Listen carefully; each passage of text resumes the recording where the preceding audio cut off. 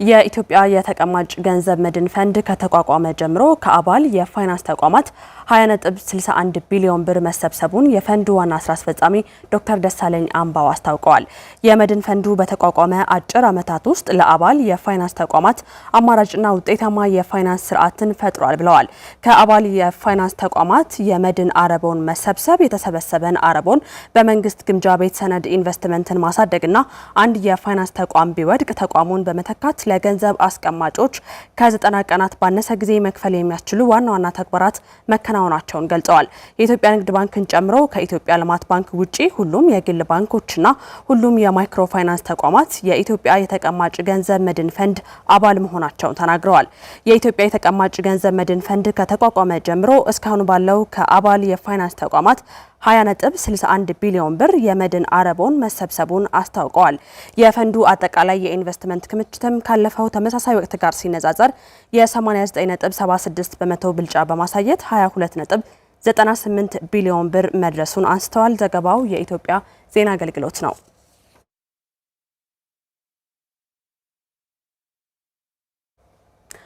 ከ5000 በላይ ወደ ውጪ ሀገራት የስራ ስምሪት እድል ላገኙ ወጣቶች የግንዛቤ ፈጠራ ስልጠና እየተሰጠ መሆኑን በደቡብ ጎንደር ዞን የወረታ ከተማ አስተዳደር ስራና ክህሎት ጽህፈት ቤት አስታውቋል።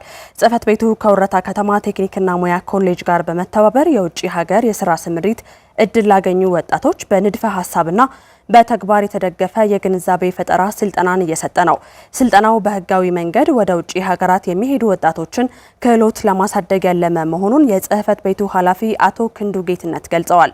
የወረታ ከተማ አስተዳደር ቴክኒክና ሙያ ኮሌጅ የአጫጭር ስልጠናዎች አስተባባሪ አቶ ጌታሰው አስማረ በበኩላቸው ኮሌጁ በህገወጥ መንገድ ወደ ውጪ ሀገር የሚሄዱ ስራ ፈላጊዎችን በህጋዊ መንገድ አደራጅቶ ለመላክ በትኩረት እየሰራ እንደሚገኝ ተናግረዋል። ከ900 በላይ ስራ ፈላጊዎች የተሰጣቸውን ስልጠና ወስደውና ምዘናውን አልፈው መነሻ ቀናቸውን እየተጠባበቁ መሆኑን ያስታወቁት ደግሞ የኮሌጁ ምክትል ዲን ወይዘሮ አበቡ አስራደ ናቸው። ዘገባው የዘጋቢያችን የተክለ ብርሃን ፈንታ ነው።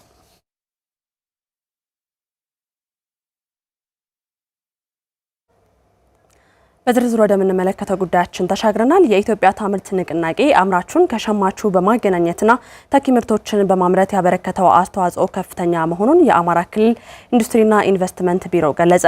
ንቅናቄው በያዘው የ2018 በጀት ዓመት በክልሉ 120 ወረዳዎችና በ39 ሪጂኦፖሊታን ከተሞች ተካሂዷል። የዝባለም ጌታነህ ዝርዝር ዘገባ አላት።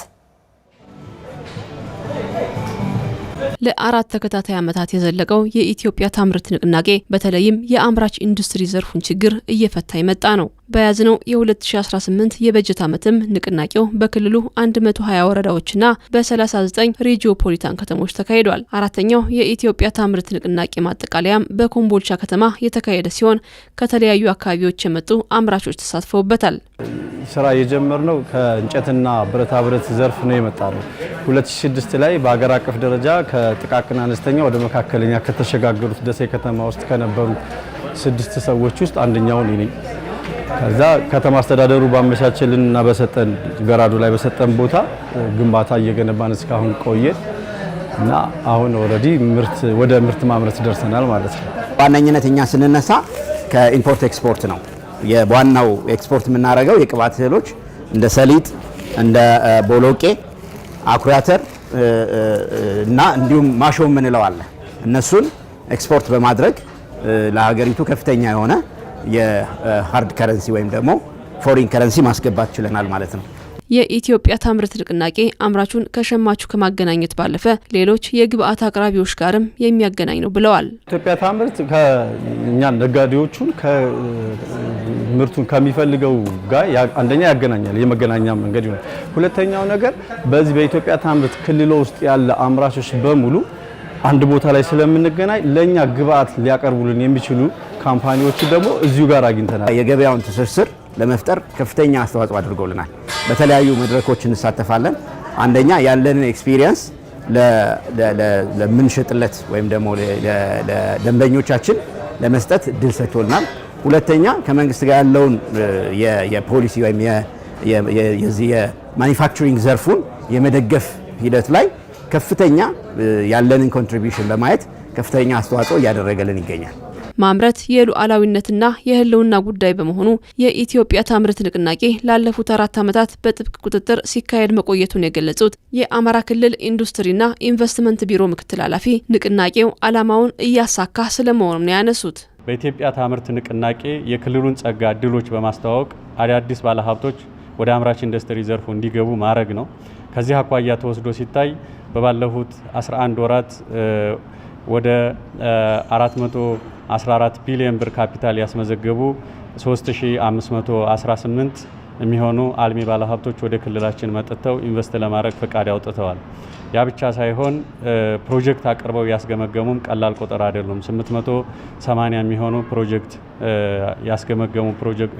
ያስገመገሙ ኢንዱስትሪ ሊስቶች አሉ። ከነዚህ ውስጥ 317 የሚሆኑት መሬት የወሰዱበት ሁኔታ ነው ያለው። በስራ ዕድል ፈጠራና ተኪ ምርቶችን በማምረት በኩል ንቅናቄው የጎላ ድርሻ እንዳለውም ነው ምክትል ቢሮ ኃላፊው የተናገሩት። በስራ ዕድል ፈጠራ፣ በተኪ ምርት እንደዚሁም ደግሞ በኤክስፖርት የመጡትን ውጤቶች ስንመለከት ንቅናቄው ቅድም በገለጽኩት ቁጥር ልክ የተደረጉት መድረኮች በተጨባጭም ውጤት እያመጡ መምጣታቸውን የሚያሳይ ነው። በበጀት ዓመቱ በተደረጉ 159 የኢትዮጵያ ታምርት ንቅናቄዎች ከ19 ሺህ በላይ ተሳታፊዎች እንደነበሩም ተገልጿል።